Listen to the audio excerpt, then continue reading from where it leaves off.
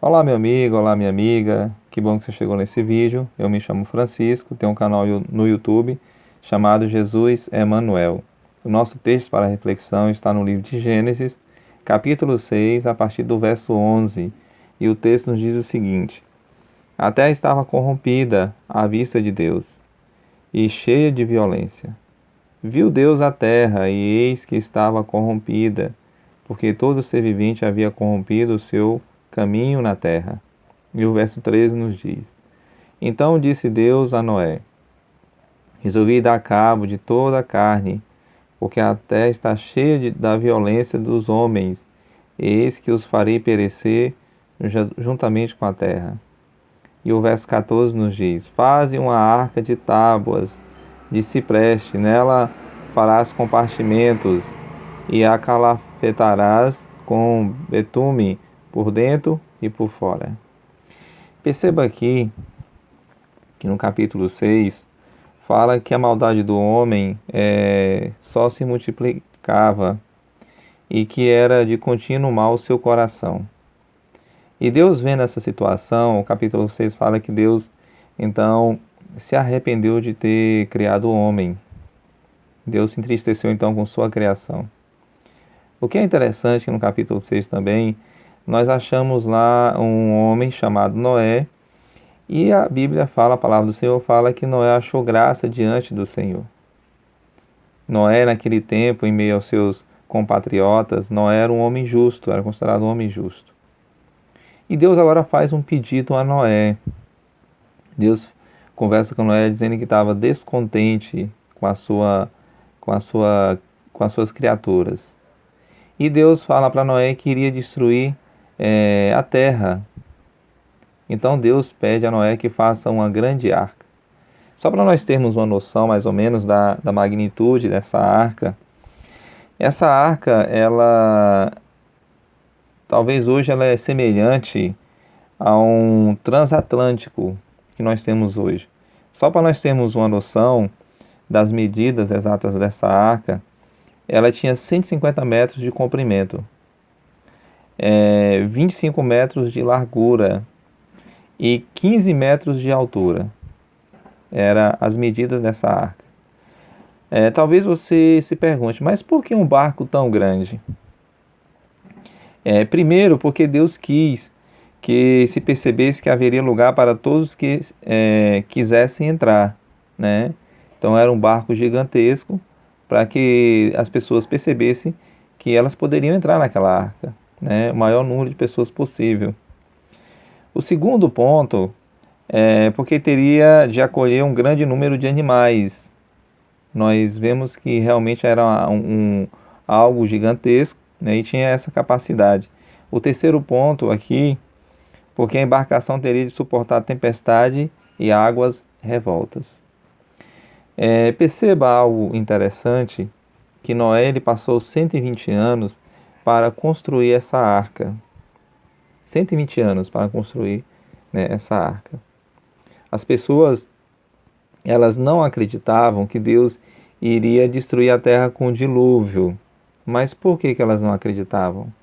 Quando nós pegamos o livro de Gênesis, nós vemos que naquela época ainda não chovia. O que acontecia?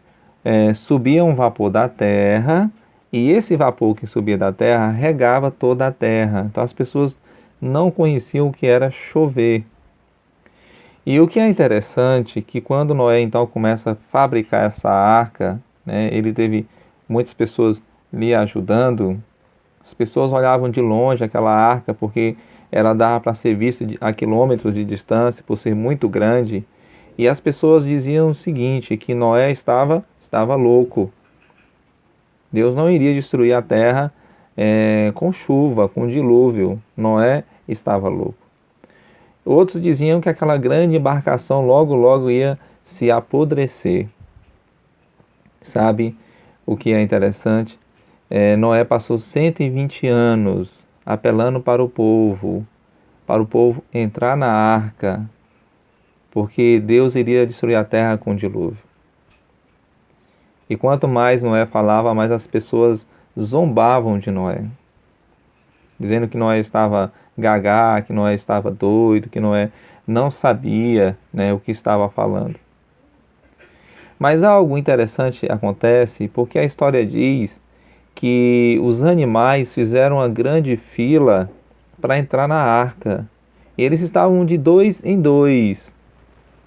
E não existia ninguém ali para poder organizar a fila ou tanger os animais para entrar na arca.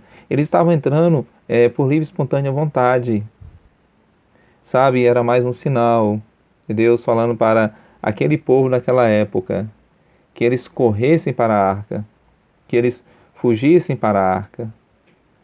Sabe, o desejo de Deus era salvar todas aquelas pessoas naquele tempo. Esse era o desejo de Deus.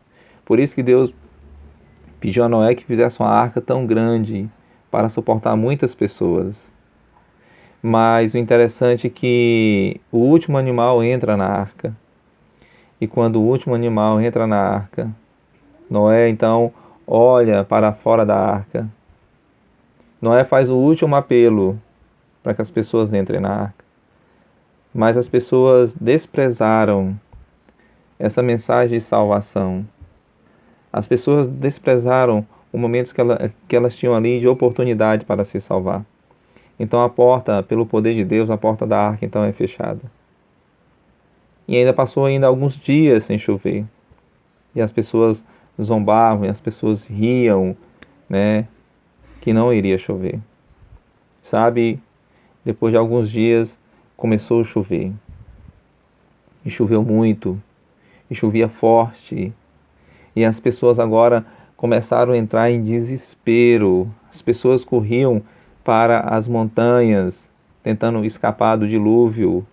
Mas as águas foram tantas que cobriam até os picos das montanhas. Alguns colocavam seus filhos em animais fortes, né, achando que iriam escapar do dilúvio, mas não escaparam. Todos que não obedeceram à voz de Deus, todos que não ouviram a voz de Deus, infelizmente morreram naquele grande dilúvio. A história diz que somente Noé, os seus 3 filhos e a sua esposa e as suas 3 noras escaparam daquele dilúvio, porque não desprezaram a mensagem que Deus tinha. Eles ouviram a mensagem de Deus. E por ouvirem a mensagem de Deus, eles foram salvos. Sabe, Deus hoje não irá mais destruir a terra com água, porque Deus fez uma promessa para o homem, e a promessa foi: quando o homem visse o arco-íris, isso queria dizer que Deus não destruiria mais a terra com água. Mas um dia Deus irá sim destruir essa terra, e será com fogo e enxofre. E você sabe qual é a mensagem de Deus para mim e para você hoje? A mesma mensagem que Noé pregou naquele tempo. Que nós possamos nos arrepender dos nossos pecados, que possamos correr para Deus, porque Ele é rico em perdoar. E se nós nos arrependermos do nosso pecado e nós corrermos para Deus, Ele vai nos perdoar. Essa é a mensagem que Noé tinha para aquele povo. E essa é a mensagem que Deus também está aí para mim e para você hoje, que nós devamos nos arrepender do nosso pecado e correr para Ele. Não despreze a oportunidade que você tem de entregar sua vida a Jesus hoje. Não despreze. Sabe, tem um texto na Bíblia que o texto diz o seguinte: se ouvirdes a minha voz, não endureça o vosso coração. E quando é que nós devemos ouvir a voz de Deus? Hoje. Quando nós devemos tomar uma decisão ao lado de Deus? Hoje. Irá chegar um momento também que nós teremos a oportunidade de ver o Senhor Jesus. Mas para que isso aconteça, comigo e com você, é preciso nós tomarmos uma decisão. E a decisão é aceitarmos a mensagem de salvação. Aceitar o Senhor Jesus nas nossas vidas, para que naquele grande dia possamos entrar com Ele nas mansões celestiais. Espero que Deus abençoe você. Espero que você entenda que Deus ama muito você. E que você possa tomar a decisão logo ao lado do Senhor Jesus. Que Deus abençoe você. E eu convido você nesse momento a fazermos oração juntos. Maravilhoso Senhor Deus, bondoso Pai, obrigado por esse momento. Esteja com essa pessoa, Senhor, cuide dela de uma maneira toda especial. Obrigado pelas bênçãos. Te agradeço no nome do Senhor Jesus. Amém. Que Deus abençoe você e até mais uma próxima.